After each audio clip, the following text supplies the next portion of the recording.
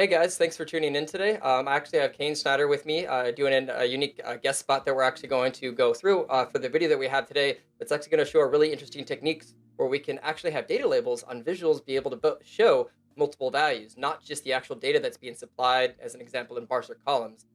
I was originally going to do this, but Kane was on a couple months back and did a live stream with us, which was honestly learned a lot of things with calculation groups and it ended up going into quite an interesting Twitter thread with a bunch of people commenting and just like hashing out some stuff. And the end result was some additional techniques that weren't even covered in there. So I thought it would just be a good opportunity to bring you back, do a short little snack size video as one of my Tuesday releases, and kind of just have you walk through basically how to do that in reports themselves. Yeah, awesome. Yeah, no, thanks for getting me back on, Reed. It's cool. Yeah, and I guess yeah, in the live stream, we showed sort of this technique, but it was, I guess, in its infancy a bit, and it didn't work as expected. I kind of realised later. So, like you said, we hashed it out with some friends on Twitter and came back with a 2.0 version that works a lot better. So Exactly. I think it's quite cool. Yeah, and so people can actually see what we're talking about. Let me go ahead and flip over to desktop for us. Yeah, so this is I've got this basic chart here, and the end result is that I can return two different values with on any of these labels. So if I click here on currently showing margin, if I click on margin percent, you can see now it shows the margin slash margin percentage, and then another version I can click on month percent. It'll show margin slash month-on-month percentage, and I have a percentage on last year, which is a bit, formatted with a Unicode icon in there. So that's the end result. And the way that we get here, I'll just open Tabulator. So the idea behind this is just manipulating format strings for the calculation group. And so my normal margin, I'll just zoom this in a little bit. Beautiful. My normal margin calculation item is just selected measure, no format string expression. And then when we need to do the margin percent and the margin, again, it's all in the format string expression. So we just return selected measure. So we're still returning margin, but when we change the margin format string, I'll just zoom this out a little bit, we get something like this. So to walk you through it, if we just wrote, sorry, I put sales amount actually in there. If we just put a measure in here, it wouldn't return.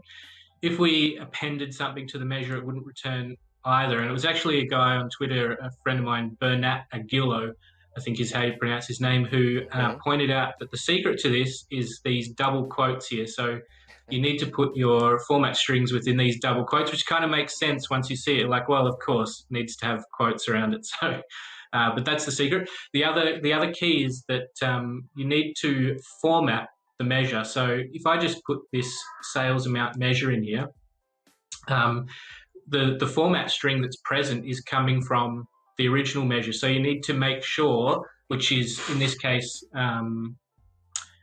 margin percent or whatever you have in the visual, the format string will be coming from that measure. So you need to specify the format string that you need, which is what we've done here. This part here, I'm just truncating the number to show it in millions. So we've divided it, and then I've added an M for millions, specified a format string that we need, and then surrounded it in the double quotes.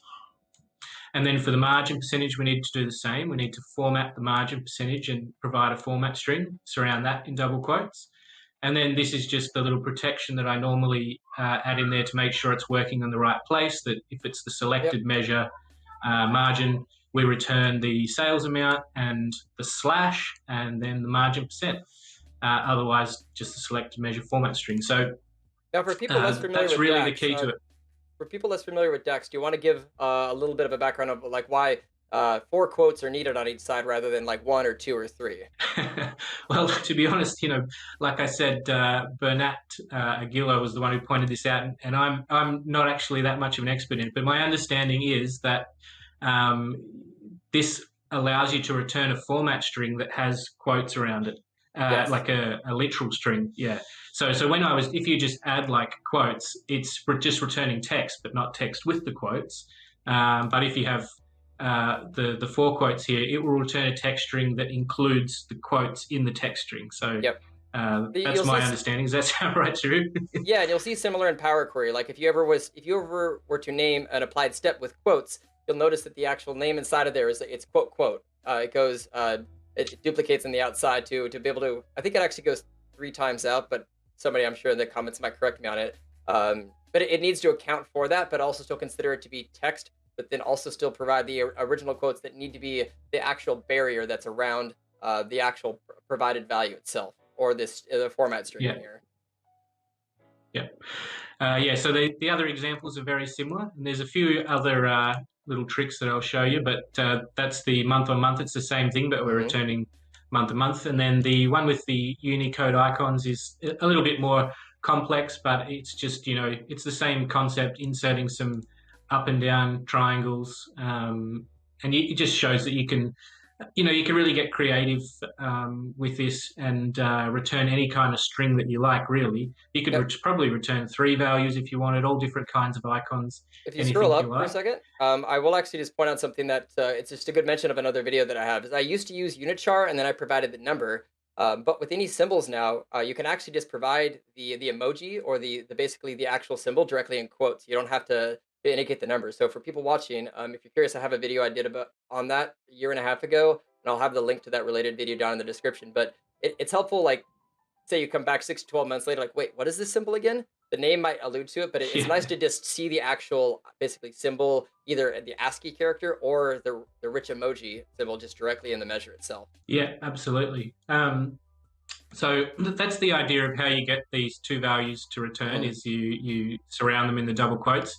Now, one thing you'll notice, and I'll show you quickly. I have another example of how it looks in a different chart. So it's flexible. You can use it on different types of charts, and I think it's a really cool technique because you imagine what you would need to the amount of space that you would need to take to show all this information without using calculation groups and format strings. If you wanted to show all of this information, margin percentages, month on month, and all of that kind of stuff, you'd normally need like a whole page or a couple of pages. So I think it's a nice kind of concise way to show some extra detail Exactly. around a metric. But one thing you will notice, I'll just go back to my other page, is the format string that you use can mess up the axis of your chart. So I'm going to show you, and Yep. this is actually another friend on Twitter helped me figure out how to solve this. Jeff Weir, who's also a bit of a calculation groups whiz. He, Hmm. this is so what happens is we're returning this format string, and the axis actually takes its format string from whatever format string you're using. So you can see your axis gets all messed up. But what Jeff discovered is that the first measure used in the well is what will define your axis here. So I've created an axis measure, which is just referencing margin because that's our underlying Hmm. calculation here. So we want the scale to be margin. And if we put that as the first value, and then we hide the labels for it. There it is. There it is, sorry. And then you can change the color too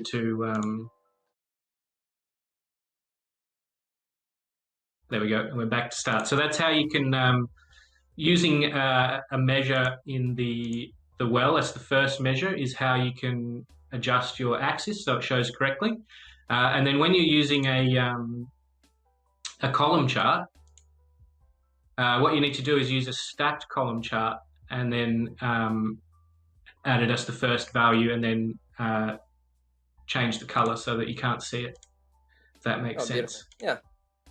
Awesome. Yeah, so just a few manipulations there to get the axis right by using either a stacked column or in a line chart, just changing the measure that you use as the first value and kind of turning the labels off and hiding it. And then I think that's pretty much all there is to it. You kind of get the nice end result, being able to return 2 labels or really anything you want.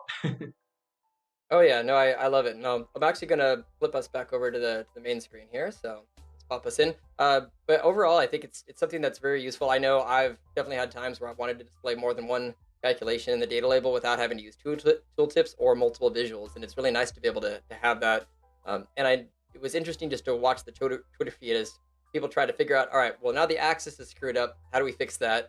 So it's, Yeah, I I just couldn't enjoy have like, solved yeah, it go ahead. without the help of those guys on Twitter. Yeah, I can't take all the credit for it. I mean, I had an idea, and they really are the ones that helped me fix all the bugs. So it's exactly. great, the Twitter community. Oh no, absolutely. But otherwise, uh, one thing that I think for anybody tuning in, this is something that certainly with anything else, as it's an indication that calculation groups and external tools are very useful to unlocking a lot of additional features in Power BI. So I would recommend exploring this very much and just and seeing maybe where it can fit Yeah, within your reports. absolutely. I've been speaking to a lot of people about calculation groups lately, and what I've been finding in my own work is that they are very good for condensing reports down. A lot of people think, just measure consolidation and things like that, but I find being able to take a report and squeeze 4 pages into one is something that Yep. calculation groups can help with a lot. Exactly. But otherwise, yeah, it's I think a great technique. This will be hopefully a great tool in a lot of people's tool belts. But otherwise, Kane, I really wanted to thank you for showing this today. And it's I will continually probably have you on for a lot of other calculation groups. So might even ping Jeff Weir at some point to come on too. Though I know he doesn't like Yeah, LinkedIn you as much. should. Yeah, no problem. No, I'm always happy to come on, and I'll see if I can find some more cool tricks and hacking some visuals and let you know. Cool. All right, and for everybody tuning in, until next time. Please don't forget to like, comment, or share this video. Now, if this is your first time to my channel, or you want to see more of these awesome videos, please click that subscribe and notification button. Also, feel free to show your support by becoming a channel member. Last but not least, you can download the file for today's video from my blog files page using the link down below. So until next time.